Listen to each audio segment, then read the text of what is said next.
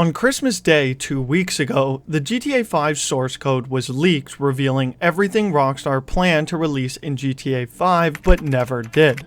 And of the content, single-player DLC was what most fans wanted, but we never received. But why? Why did Rockstar promise us an expansion of the single-player story, only to scrap it from the game entirely? Today I'll show you exactly why Rockstar never gave us single-player DLC, and why even in GTA 6, they probably never will. If you go on to enjoy the video, make sure to leave a like and subscribe, as it really helps out the channel. Thank you so much, and let's get to it. Fans have been asking for single-player DLC in GTA 5 since the game's release in 2013. Though we weren't really asking, but more so waiting, as Rockstar confirmed they were working on expansions of single-player in a newswire from the same year. Rockstar said in 2013, "We have big plans for substantial additions in 2014, continuing Michael, Franklin, and Trevor's action, mayhem, and unexpected adventures in southern San Andreas." But we working on the DLC downloadable content, man, for Grand Theft Auto 5, and that's real big, man. That's like first on my list right now to finish that up, because that's a lot of more cake, man. You know, the check. A lot of new money. They would mention single-player DLC one last time a few months later in the Spring Updates newswire, but after this, we would never hear anything about it from Rockstar ever again. That was until the source code was leaked, revealing DLC that was scrapped from the game. But why did we never get this content? There isn't one definitive answer that cancelled the single-player DLC, but rather a bunch of reasons that all draw to one conclusion: GTA 5 single-player DLC was not possible or necessary.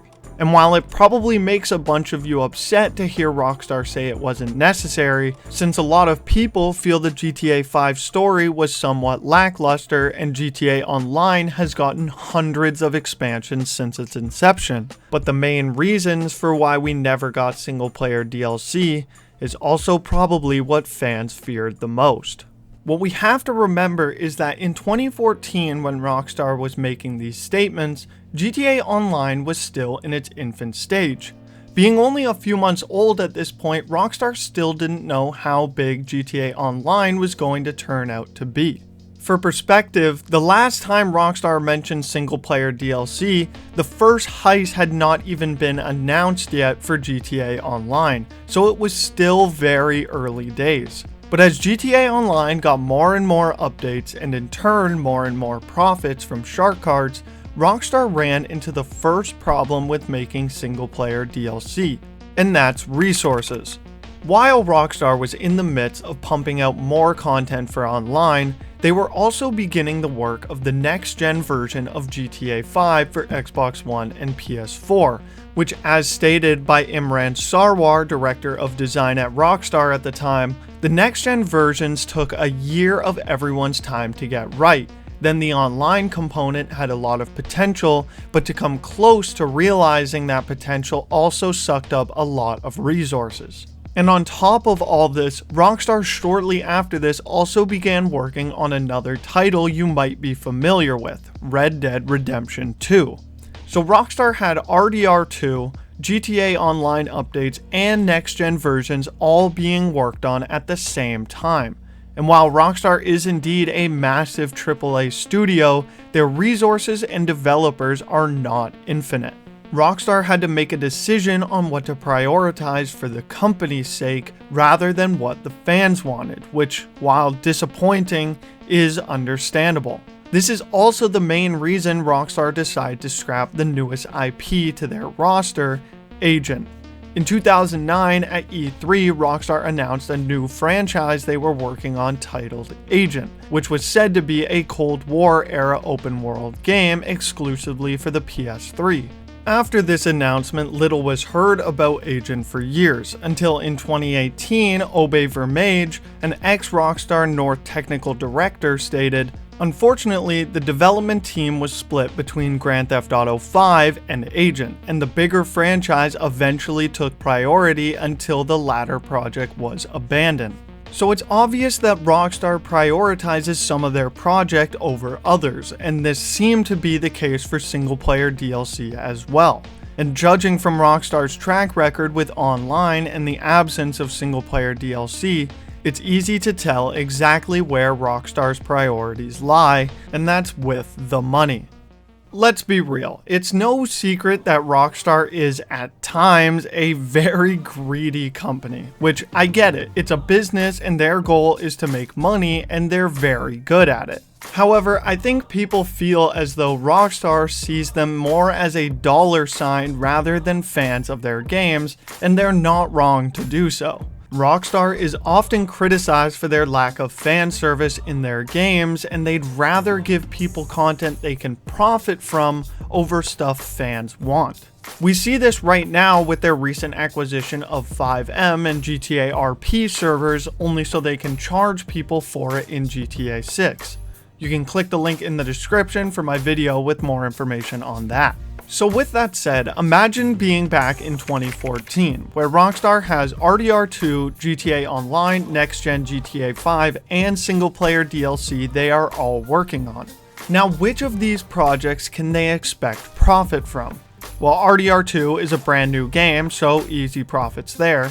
GTA Online rakes in $500 million every year in shark cards, so that's a no-brainer.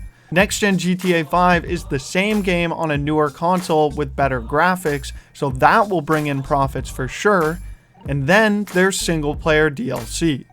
There's no shark cards in single player, so fans won't spend real money to get the new items. They can't charge for single player DLC since they give GTA Online updates for free.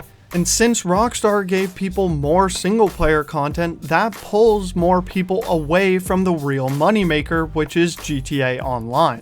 With everything that Rockstar had on the go from GTA 5's release till now, single-player DLC was going to be a lot of work with very little reward, which is why they decided to scrap it. This unfortunately also sets the precedent for GTA 6. Rockstar has been working on this game since at least 2016 and is bigger and better than anything they've done before. So I have a feeling we will go through this same single player DLC song and dance routine once again. They will promise us DLC in the beginning, only for newer projects with more profits to take priority over it, leading for it to be scrapped once again. So unfortunately for the dedicated fans that have been playing their games for decades now, Rockstar won't spend money where money can't be made, and that's the truth. So while single player DLC is something every fan wished we had gotten for GTA 5, I think it's safe to say that Rockstar just didn't care. With a lack of resources and profits hindering their progress on single player DLC, Rockstar chose to spend their time and effort making money instead of making fans happy. In doing so, they set the reality for fans to only expect DLC and extra content for their online modes, where they can at least make some money from the content. Rockstar has said recently they aren't opposed to single-player DLC in their future games, but if they weren't willing to do it for their biggest title to date, who's to say they will actually provide it when their next huge title is in the same position? Or long story short, I'll believe it when I see it. But until that day comes, I hope you all enjoyed. Tell me what you guys think in the comments below. Will single player DLC be in GTA 6, or will they do us dirty again and scrap it halfway through? I'd love to hear your thoughts. Make sure to like, subscribe, and I'll see you guys in the next one. Peace.